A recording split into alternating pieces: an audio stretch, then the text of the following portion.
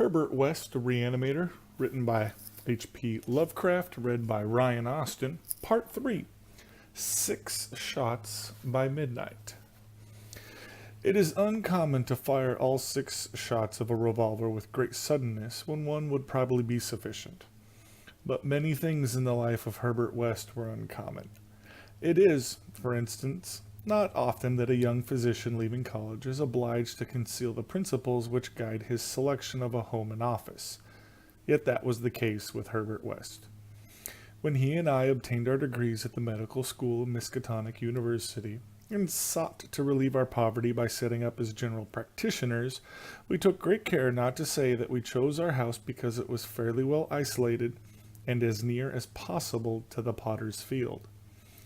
Reticence such as this is seldom without a cause, nor indeed was ours, for our requirements were those resulting from a life work distinctly unpopular. Outwardly we were doctors only, but beneath the surface were aims of far greater and more terrible moment. For the essence of Herbert West's existence was a quest amid black and forbidden realms of the unknown, in which he hoped to uncover the secret of life and restore to perpetual animation the graveyard's cold clay. Such a quest demands strange materials, among them fresh human bodies. And in order to keep supplied with these indispensable things, one must live quietly and not far from a place of informal internment. West and I had met in college, and I had been the only one to sympathize with his hideous experiments. Gradually, I had come to be his inseparable assistant, and now that we were out of college, we had to keep together.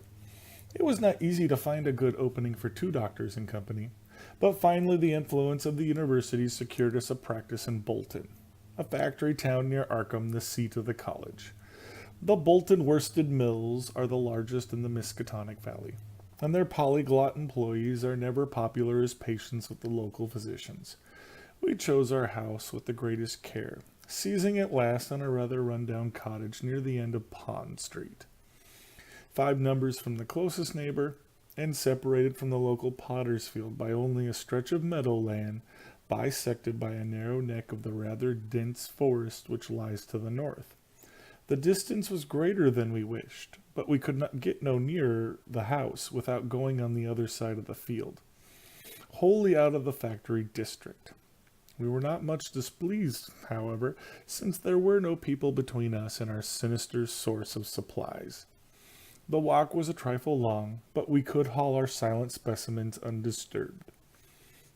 Our practice was surprisingly large from the very first, large enough to please most young doctors, and large enough to prove a bore and a burden to students whose real interest lay elsewhere.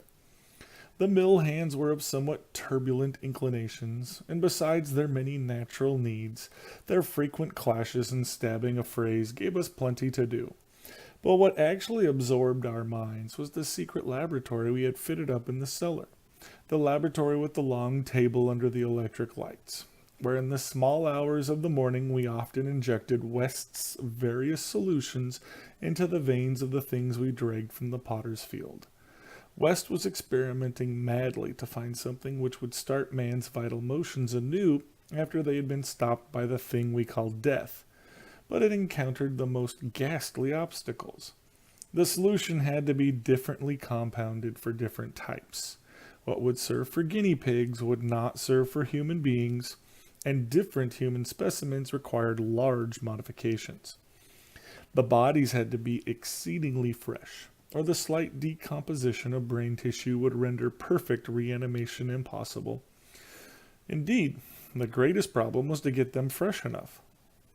West had had horrible experiences during his secret college researches with corpses of doubtful vintage. The results of partial or imperfect animation were much more hideous than were the total failures, and we both held fearsome recollections of such things. Ever since our first daemonic session in the deserted farmhouse on Metal Hill in Arkham, we had felt a brooding menace, and West, though a calm, blond, blue-eyed scientific automaton in most respects, often confessed to a shuddering sensation of stealthy pursuit. He half felt that he was followed. a psychological delusion of shaken nerves, enhanced by the undeniably disturbing fact that at least one of our reanimated specimens was still alive. A frightful carnivorous thing in a padded cell at Sefton. Then there was another, our first, whose exact fate we had never learned.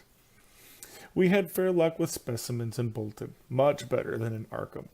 We had not been settled a week before we got an accident victim on the very night of burial, and made it open its eyes with an amazingly rational expression before the solution failed. It had lost an arm. If it had been a perfect body, we might have succeeded better. Between then and the next January, we secured 3 more. 1 total failure, 1 case of marked muscular motion, and 1 rather shivery thing. It rose of itself and uttered a sound. Then came a period when luck was poor. Interments fell off, and those that did occur were of specimens either too diseased or too maimed for use. We kept track of all the deaths and their circumstances with systematic care. One March night, however, we unexpectedly attained a specimen which did not come from the potter's field. In Bolton, the prevailing spirit of Puritanism had outlawed the sport of boxing, with the usual result. Surreptitious and ill-conducted bouts among the mill workers were common, and occasionally professional talent of low grade was imported. This late winter night there had been such a match, evidently with disastrous results, since 2 timorous Poles had come to us with incoherently whispered entreaties to attend to a very secret and desperate case. We followed them to an abandoned barn, where the remnants of a crowd of frightened foreigners were watching a silent black form on the floor. The match had been between Kid O'Brien, a lubberly and now quaking youth with a most un-Hibernian hooked nose, and Buck Robinson, the Harlem Smoke. The Negro had been knocked out, and a moment's examination showed us that he would permanently remain so.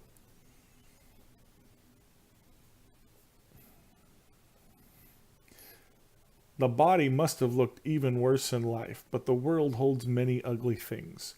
Fear was upon the whole pitiful crowd, for they did not know what the law would exact of them if the affair were not hushed up, and they were grateful when West, in spite of my involuntary shudders, offered to get rid of the thing quietly, for a purpose I knew too well.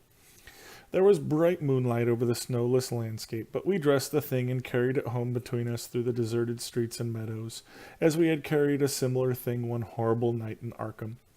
We approached the house from the field in the rear, took the specimen in the back door and down the cellar stairs, and prepared it for the usual experiment. Our fear of the police was absurdly great, though we had timed our trip to avoid the solitary patrolman of that section. The result was wearily anticlimactic. Ghastly as our prize appeared, it was wholly unresponsive to every solution we injected in its black arm. Solutions prepared from experience with white specimens only. So as the hour grew dangerously near to dawn, we did as we had done with the others, dragged the thing across the meadows to the neck of the woods near the potter's field, and buried it there in the best sort of grave the frozen ground would furnish. The grave was not very deep, but fully as good as that of the previous specimen, the thing which had risen of itself and uttered a sound. In the light of our dark lanterns, we carefully covered it with leaves and dead vines, fairly certain that the police would never find it in a forest so dim and dense. The next day, I was increasingly apprehensive about the police, for a patient brought rumors of a suspected fight and death.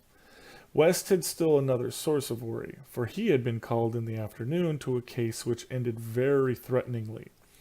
An Italian woman had become hysterical over her missing child, a lad of 5 who had strayed off early in the morning and failed to appear for dinner, and had developed symptoms highly alarming in view of an always weak heart. It was a very foolish hysteria, for the boy had often run away before. But Italian peasants are exceedingly superstitious, and this woman seemed as much harassed by omens as by facts. About 7 o'clock in the evening she had died, and her frantic husband had made a frightful scene in his efforts to kill West, whom he wildly blamed for not saving her life. Friends had held him when he drew a stiletto, but West departed amidst his inhuman shrieks, curses, and oaths of vengeance. In his latest affliction, the fellow seemed to have forgotten his child, who was still missing as the night advanced.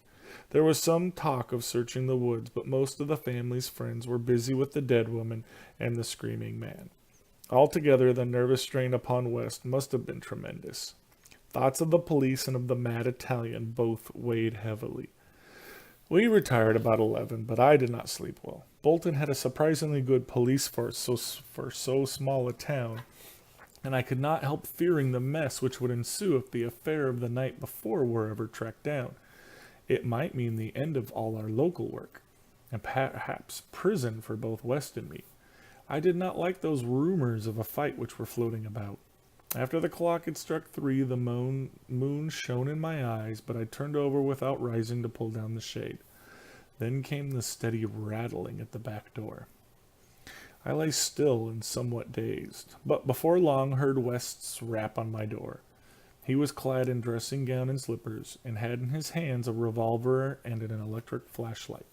From the revolver, I knew that he was thinking more of the crazed Italian than of the police. "We'd better both go," he whispered. "It wouldn't do not to answer it anyway, and it may be a patient. It would be like one of those fools to try the back door." So we both went down the stairs on tiptoe, with a fear partly justified and partly that which comes only from the soul of the weird small hours. The rattling continued, growing somewhat louder. When we reached the door, I cautiously unbolted it and threw it open. And as the moon streamed revealingly down on the forms silhouetted there, West did a peculiar thing. Despite the obvious danger of attracting notice and bringing down on our heads the dreaded police investigation, a thing which after all was mercifully averted by the relative isolation of our cottage, my friend suddenly, excitedly, and unnecessarily emptied all 6 chambers of his revolver into the nocturnal visitor. For that visitor was neither an Italian nor policeman. Looming hideously against the spectral moon was a gigantic misshapen thing not to be imagined save in nightmares. A glassy-eyed, ink-black apparition nearly on all 4s, covered with bits of mold, leaves, and vines, foul with caked blood, and having between its glistening teeth a snow-white, terrible cylindrical object terminating in a tiny hand.